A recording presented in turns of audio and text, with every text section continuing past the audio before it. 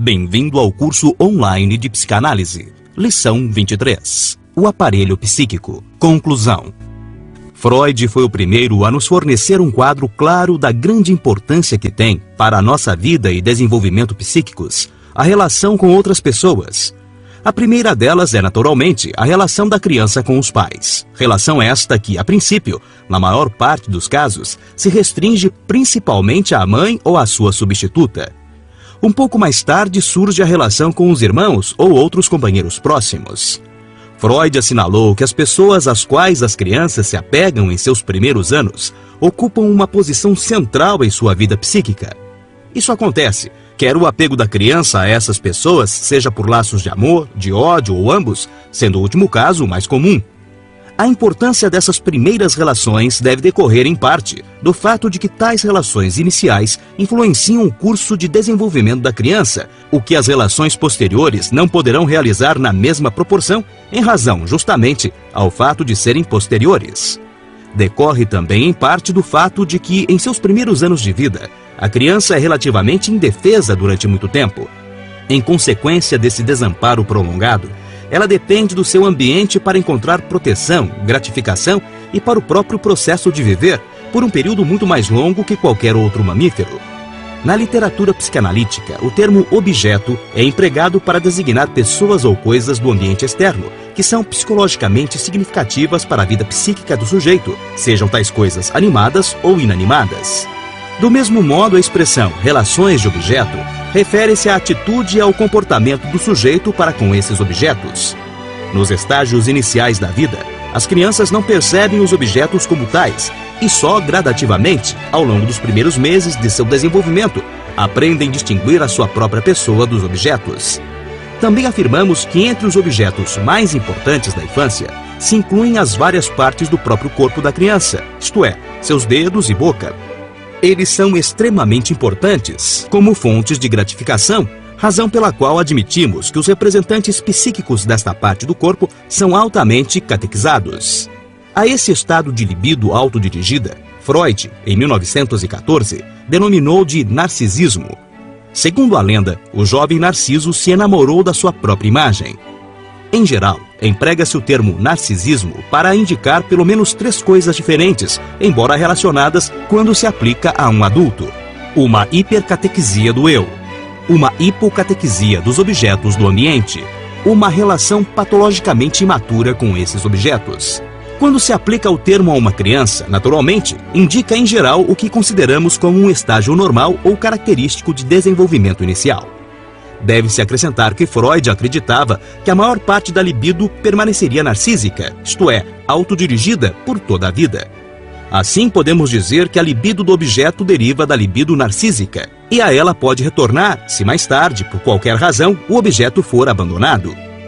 Podemos dizer então que a atitude da criança para com os primeiros objetos é uma atitude egocêntrica. A princípio, a criança só se interessa pelas gratificações que o objeto proporciona. No começo, o objeto só é catequizado quando o bebê começa a sentir alguma necessidade que pode ser satisfeita pelo objeto ou por meio dele, e que de outra forma, psiquicamente, inexiste para o bebê. Supomos que só gradativamente desenvolve-se uma relação contínua com o objeto, ou em outras palavras, a criança paulatinamente desenvolve interesse pelos objetos de seu ambiente, o qual persiste mesmo quando ela não está procurando prazer ou gratificação por intermédio dos mesmos. Inicialmente, a mãe só desperta o interesse do bebê quando ele tem fome ou dela necessita por alguma razão. Porém, mais tarde, na primeira e na última infância, a mãe é psicologicamente importante de maneira contínua e não mais apenas ocasional. Estes primeiros objetos são chamados de objetos parciais. Com isto, podemos dizer, por exemplo, que só depois de muito tempo a mãe existe para a criança como um objeto total. Antes disso, seu seio ou a mamadeira, sua mão, seu rosto, consistem cada um como objetos separados na vida psíquica da criança. Podem bem ser que mesmo aspectos diferentes do que fisicamente constituem um único objeto sejam também para a criança objetos distintos e não unidos ou relacionados. Por exemplo, o rosto sorridente da mãe pode ser inicialmente para a criança um objeto diferente de seu rosto zangado ou amuado. Sua voz carinhosa é um objeto diferente da voz que ralha, etc. E pode ser que somente depois de algum tempo, esses dois rostos ou essas duas vozes sejam percebidos pela criança como um único objeto. Acreditamos que só se desenvolve uma relação de objeto contínua na última parte do primeiro ano de vida. Uma das características importantes dessas primeiras relações de objeto é seu alto grau do que chamamos ambivalência. Isto quer dizer que sentimentos de amor podem alternar em igual intensidade com sentimentos de ódio, dependendo das circunstâncias. Por volta do segundo ano de vida, a criança começa a experimentar sentimentos de raiva, bem como de prazer para com o mesmo objeto. Esta ambivalência precoce persiste normalmente, diminuindo gradativamente até a vida adulta. Outra característica das primeiras relações de objeto é o fenômeno da identificação com o objeto. Qualquer relação de objeto acarreta uma tendência para se identificar ao objeto, isto é, para se tornar igual a ele, e que quanto mais primitiva a fase de desenvolvimento do ego, maior a tendência para a identificação. Tem-se assinalado nos últimos anos que nos primeiros anos de vida, as relações inadequadas ou insatisfatórias com os objetos, isto é, com o mundo externo, podem impedir o desenvolvimento apropriado das funções do ego. Pode-se assim, já no início da vida, ter preparado o terreno para as grandes dificuldades psicológicas, quer da última infância, quer da vida adulta. As primeiras fases das relações de objeto que até aqui procuramos caracterizar são chamadas como relações de objeto pré-genitais, ou às vezes, mais especificamente, como relações de objeto anais ou orais. Na literatura psicanalítica, as relações de objeto da criança denominam-se conforme a zona erógena, que no momento esteja desempenhando o papel mais importante na vida libidinal da criança. São os impulsos e talvez, principalmente, o impulso sexual que procuram os objetos em primeiro lugar, pois é exclusivamente por intermédio dos objetos que se pode atingir uma descarga ou gratificação. A importância das relações de objeto é principalmente determinada pela existência de nossas exigências instintivas, e a relação entre impulso e objeto é de importância fundamental durante toda a vida. Quando a criança tem de 2 anos e meio a 3 anos e meio, inicia as relações que habitualmente se convergem nas relações de objeto mais intensas e decisivas de toda a sua vida. Do ponto de vista dos impulsos, como já falamos no módulo 2, a vida psíquica da criança passa, nesta idade, do nível anal para o nível fálico. Isto significa que, daí por diante, os desejos e impulsos principais que a criança experimenta em relação aos objetos de sua vida instintiva serão impulsos fálicos. A fase fálica é diferente das que a antecedem, quer no que diz respeito ao ego como aos impulsos. Quando se trata do ego, porém, as diferenças decorrem do desenvolvimento progressivo das funções do ego que caracteriza toda a infância e, mais particularmente, os primeiros anos, enquanto as modificações na vida instintiva, isto é, no id, da fase oral, a anal e a fálica, devem-se principalmente, pensamos nós, às tendências biológicas herdadas. O ego da criança de 3 ou 4 anos é mais experiente, mais desenvolvido, mais integrado e, consequentemente, diferente sob muitos aspectos do ego da criança de 1 ou 2 anos.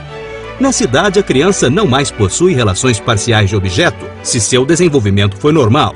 Assim, por exemplo, as diversas partes do corpo da mãe, seus diferentes humores e seus papéis contraditórios são todos reconhecidos pela criança dessa idade como compondo um único objeto chamado mãe. Além do mais, as relações de objeto da criança adquirem, por esta época, um alto grau de estabilidade. As relações de objeto mais importantes na fase fálica são as que se agrupam sob o complexo de Édipo. Realmente, o período de vida de cerca de 2 anos e meio a 6 anos é chamado fase edipiana ou período edipiano. As relações de objeto que abrangem o complexo edipiano são da maior importância, tanto para o desenvolvimento mental normal quanto para o patológico. Freud considerou os acontecimentos desta fase da vida como, de fato, muito importantes. Parece provável que as ocorrências do período edipiano tenham um significado crucial para a maior parte das pessoas e de enorme importância para quase todos. Ao longo dos primeiros 10 ou 15 anos deste século, tornou-se evidente que o complexo de Édipo não era uma característica apenas da vida mental inconsciente dos neuróticos, manifestando-se também em pessoas normais. A existência de tais desejos na infância e os conflitos aos quais dão origem é, de fato, uma experiência comum a toda a humanidade. É verdade, como muitos antropólogos tornaram claro, que as culturas diferentes da nossa apresentarão diferenças consequentes em relação à vida mental e aos conflitos da infância. Mas a melhor evidência de que dispomos no momento indica a existência de impulsos incestuosos e parricidas e de conflitos circundantes em todas as culturas que conhecemos. O complexo de Édipo, de maneira mais sumária, é uma atitude dupla em relação aos dois genitores. De um lado, o desejo de eliminar o pai odiado de forma ciumenta e até lhe tomar o lugar em uma relação sensual com a mãe. De outro lado, o desejo de eliminar a mãe, também odiada com ciúmes, e de lhe tomar o lugar junto ao pai.